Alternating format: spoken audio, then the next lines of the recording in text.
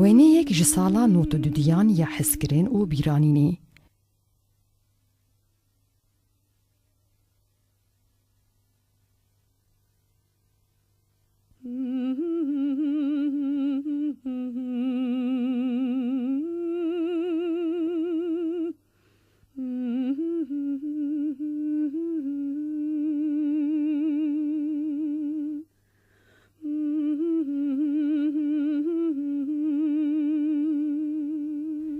Mîrê hêkan dibêje, dayî Kurdistanê û min bêriya te kiriye.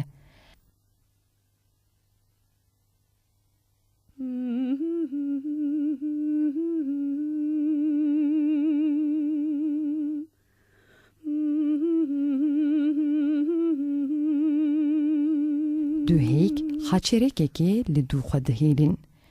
Ew rê wekê pêsîra dayîkekê rû dide.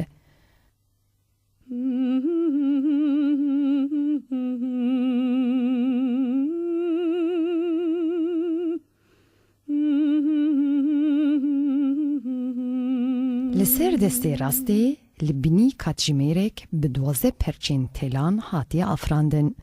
Ev jî 12mîn salvegera dûrbûna hunermend ji welat diyar dike.